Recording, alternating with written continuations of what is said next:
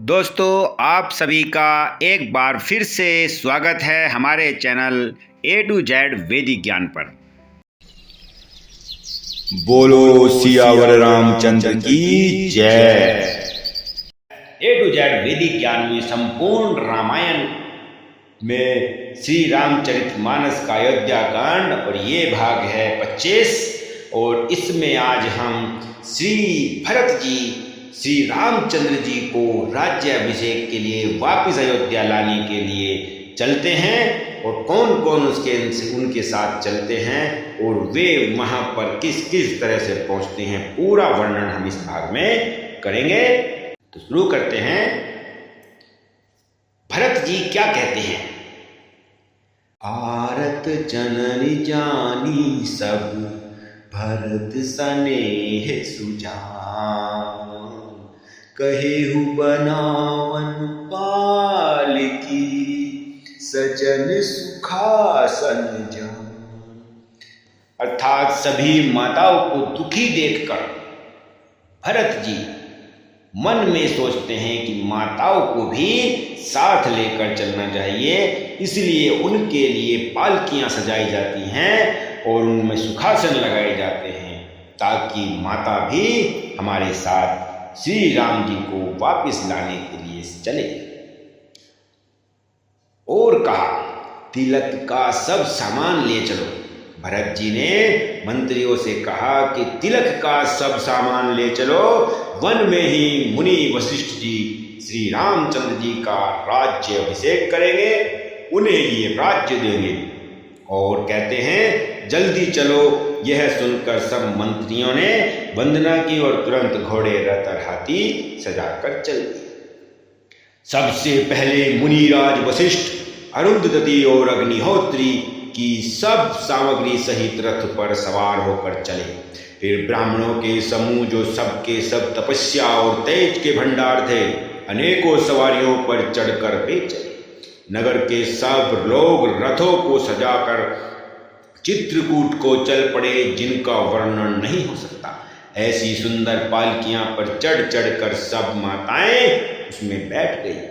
विश्वास पात्र सेवकों पर नगर सौंपकर और सबको आदर पूर्वक रवाना करके तब श्री रामचंद्र जी के चरणों का स्मरण करके भरत और शत्रुघ्न दोनों भाई चले। और राम दरस बस सब नर नारी, जनु करी करी चले तकी बारी। बंसी राम समुझ मन माही, सानुज भरत पया देहि जाहि।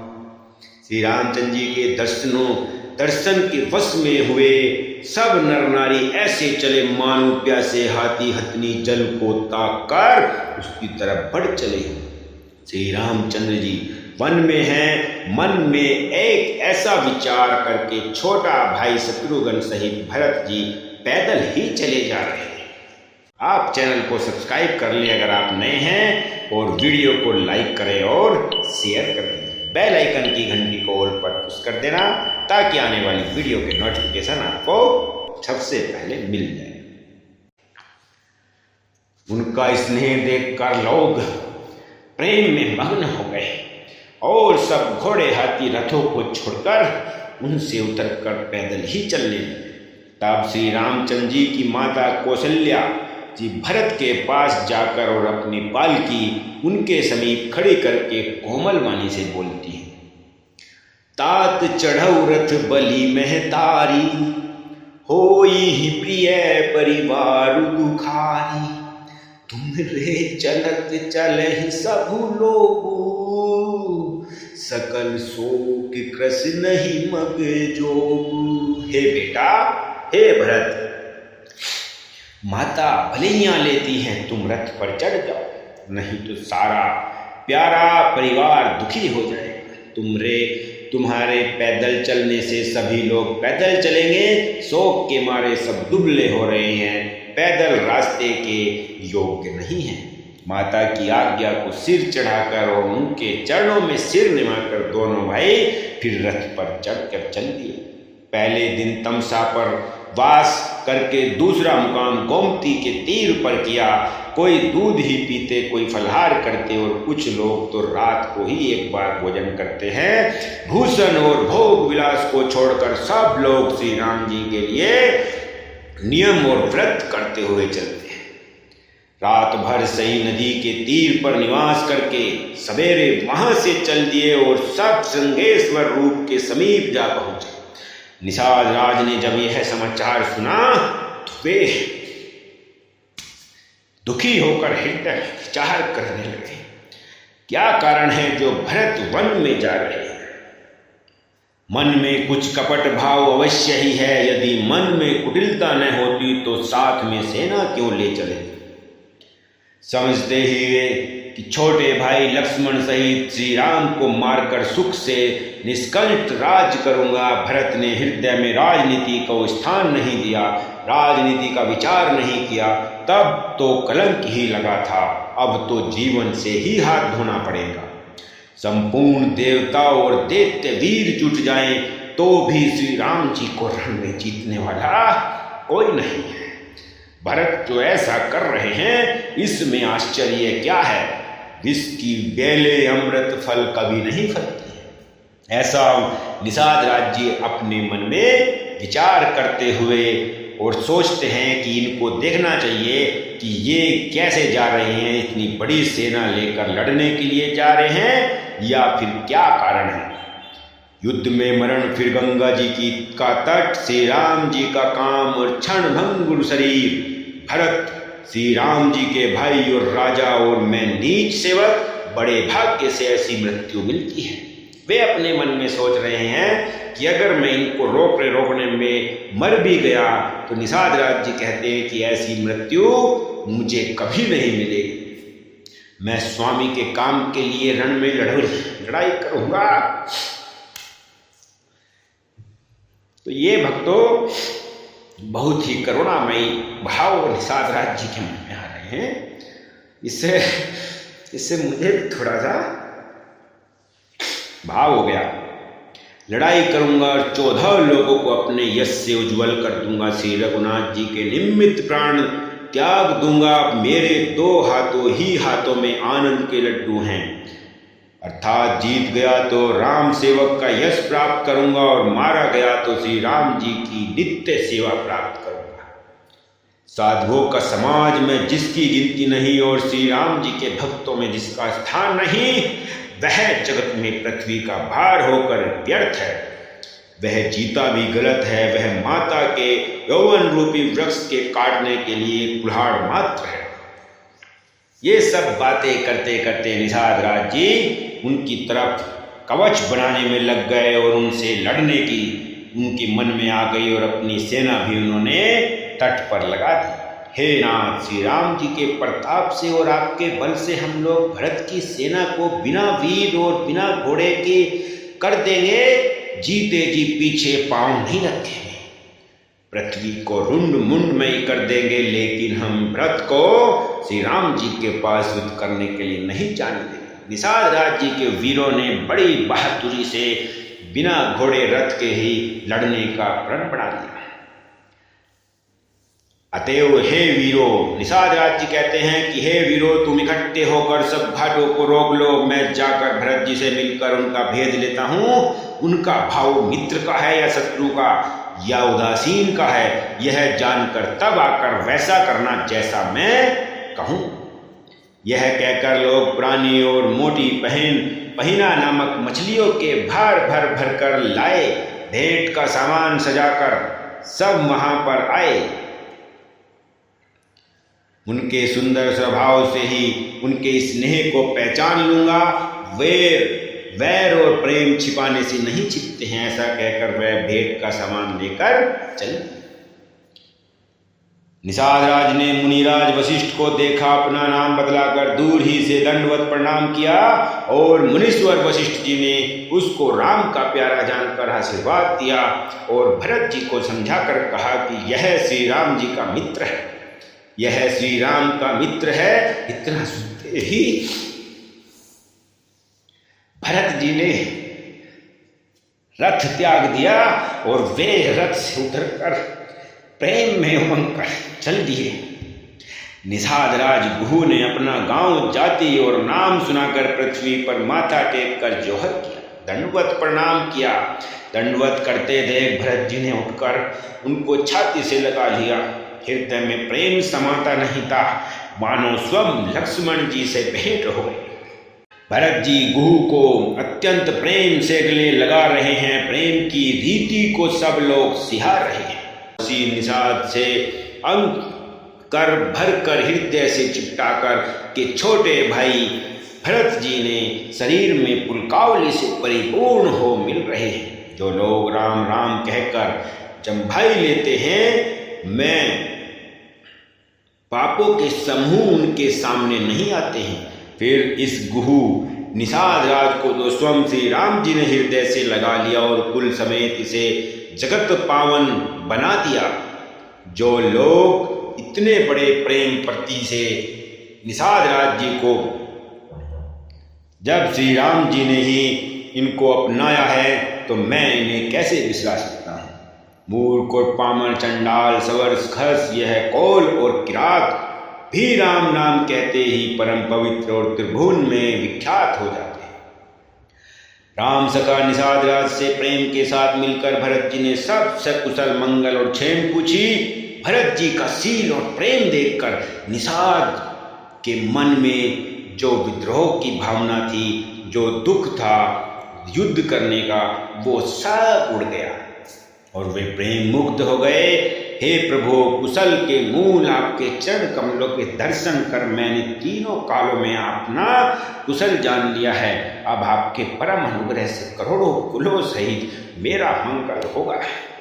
मेरे मन में तो बड़ी ही अपेष्ट बातें आ रही थी, लेकिन मैं कुछ और समझ रहा था। निषाद राज की प्रीति को देखकर और सुंदर विनय सुनकर फिर भरत जी के छोटे भाई शत्रुघ्न उनसे मिले। फिर निषाद ने अपना नाम लेकर सुंदर नम्र और मधुर वाणी से सब रानियों को आदरपूर्वक प्रणाम किया। उसने अपने सब के सब सेवकों को इशारे से कह दिया वे स्वामी का रुख पाकर चले, और उन्होंने घरों में, वृक्षों के नीचे, तालाब पर, तभी तथा बगीचों और जंगलों में ठहरने के लिए सब स्थान बना दिया। भरत जी ने कहा, हे गंगे, आपकी रज सबको सुख देने वाली तथा सेवक के लिए तो कामधेनु ही है। मैं हाथ जोड़कर यही वरदान मांगता हूँ कि श्री रामचंद्र जी के चरणों में मेरा स्वाभाविक ही प्रेम। एहि विधि मज्जनु भरतु करि गुर अनुशासन पाई। मातु नहानि जानी सब डेरा चले लमाई। इस प्रकार भरत जी स्नान और गुरु जी की आज्ञा पाकर यह सब जानकर सब माताएं स्नान कर चुकी हैं, डेरा उठा ले चले और उन्होंने चित्रकूट की तरफ प्रस्थान कर दिया। सखा निषाद राज के हाथ से हाथ मिलाए हुए भरत जी चले। प्रेम कुछ थोड़ा नहीं है और नेत्रों और मन की जलन कुछ ठंडी हो गई है। जहाँ सीता जी, श्री राम जी और लक्ष्मण रात को सोए थे, ऐसा कहते ही उनके नेत्रों के कोयों में प्रेम का झलक आया। भरत जी के वचन सुनकर निषाद को बड़ा विषाद हुआ। वह तुरंत ही उन्हें वहां ले चले जहां पवित्र अशोक के वृक्ष के नीचे श्री राम जी ने विश्राम किया था। भरत जी ने वही अत्यंत प्रेम से आदरपूर्वक दंडवत प्रणाम किया। सूर्य कुल के सूर्य राजा दशरथ जी, जिनके ससुर हैं, जिनको अमरावती के स्वामी इंद्र भी सिहाते थे, और प्रभु श्री रघुनाथ जी, जिनके प्राणनाथ हैं, जो इतने बड़े हैं कि जो कोई भी बड़ा होता है वह श्री राम जी की बड़ाई ही करता है। उन श्रेष्ठ पति व्रता स्त्रियों में श्रोमणी सीता जी की साथरी देखकर मेरा हृदय हाहाकार फटने लगा। हे शंकर, हे प्रभु, यह वज्र से भी अधिक कठोर है। ऐसा सोचते सोचते भरत ने मन में बहुत विषाद किया, बहुत दुख महसूस किया। और मेरे छोटे भाई लक्ष्मण बहुत ही सुंदर और प्यार करने योग्य है। ऐसे भाई ने तो किसी के हुए हैं, और न होने ही वाले हैं। जो लक्ष्मण अवध के लोगों को प्यारे माता पिता के दुलारे और श्री रामचंद्र जी के प्राण प्रिय हैं, उनको मेरा भी प्रणाम है। शत्रु भी श्री राम जी की बड़ाई करते हैं। बोल चाल मिलने के ढंग और विनय से वे मन को हर लेते हैं। करोड़ों सरस्वती और अरबों शेष जी भी प्रभु श्री रामचंद्र के गुणों की सामूहिक गिनती नहीं कर सकते हैं। ऐसा कहकर वे चल दिए वहां से और चित्रकूट की तरफ बढ़ चले। श्री रामचंद्र जी अंतर्यामी तथा संकोच प्रेम और कृपा के धाम है, यह विचार कर और मन में दृढ़ता लाकर चलिए और विश्राम कीजिए। प्रातः काल की क्रियाओं को करके माता के चरणों की वंदना कर और गुरु जी को सिर निवाकर भरत जी ने निषाद गणों को अपने साथ आगे आगे कर लिया और सेना लेकर चल दिए। उत्तम सेवक बार बार कहते हैं कि हे नाथ, आप घोड़े पर सवार हो लीजिए, लेकिन भरत जी सुनते नहीं हैं। श्री रामचंद्र जी तो पैदल ही गए, इसलिए मैं भी पैदल ही चलूंगा। भरत प्रेम में उमंग कर सीताराम सीताराम करते हुए भरत जी ने तीसरे पहर प्रयाग में प्रवेश किया। श्याम और सफेद यमुना जी और गंगा जी की लहरों को देखकर भरत जी का शरीर पुलकित हो उठा और उन्होंने हाथ जोड़कर कहा, हे तीर्थराज, आप समस्त कामनाओं को पूर्ण करने वाले हैं। आपका प्रभाव वेदों में भी प्रसिद्ध है। मेरा संकट दूर करिए और मेरी जो इच्छा है उसको पूर्ण कीजिए। उनके चरणों में छाले कैसे चमकते हैं, जैसे कमल की कली पर ओस की बूंद चमकती हो। भरत जी आज पैदल ही चलकर आए। जब भरत जी ने यह पता पा लिया कि सब लोग स्नान कर चुके हैं, तब त्रिवेणी पर आकर उन्होंने प्रणाम किया। फिर विधि पूर्वक गंगा जी श्वेत और श्याम जल में स्नान किया और दान देकर ब्राह्मणों का सम्मान किया। श्याम और सफेद यमुना जी और गंगा जी की लहरों को देखकर वे बहुत ही पुलकित हो उठे। मैं अपना धर्म नहीं मांग रहा हूं, मांगने का क्षत्रिय धर्म है। त्याग कर आपसे भीख मांगता हूं। अर्थ मनुष्य कौन सा कुकर्म नहीं करता है, ऐसा हृदय में जानकर सुजान उत्तम दानी जगत में मांगने वाले की वाणी को सफल किया करते हैं। मुझे न अर्थ की रुचि है, न धर्म की रुचि, काम की और न मोक्ष की। मैं चाहता हूँ जन्म जन्म में मेरा श्री राम जी के चरणों में प्रेम हो, बस यही वरदान मांगता हूँ, दूसरा कुछ नहीं।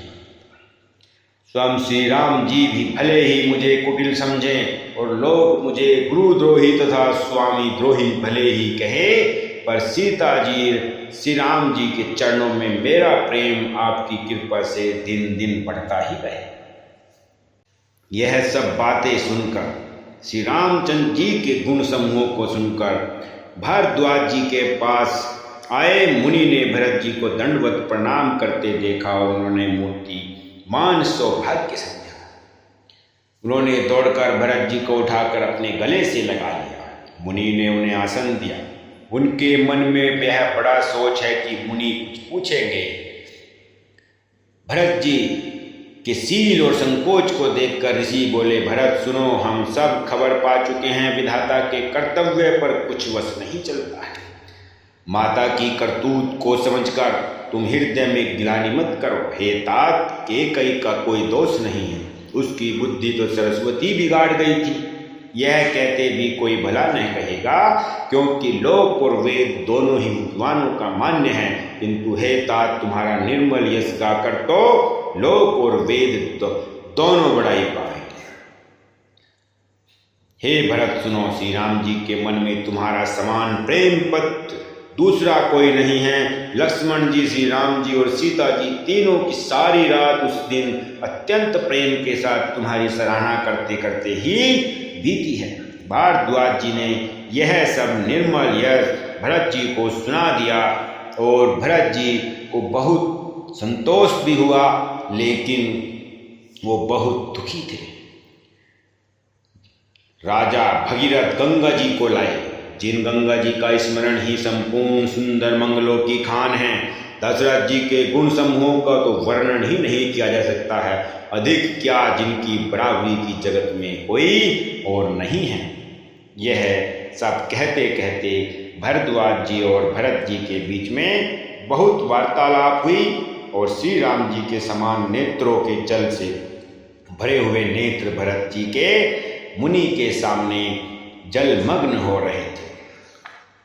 फिर भरद्वाज जी से आज्ञा पाकर भरत जी सभी के साथ वहां से अपने कुटुंबियों को साथ लेकर ऋषि भरद्वाज जी से आज्ञा लेकर और चित्रकूट की तरफ बढ़ चलते हैं।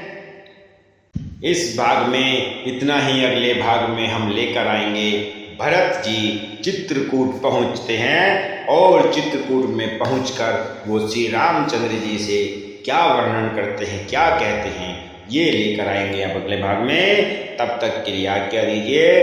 बोलो सियावर रामचंद्र की जय।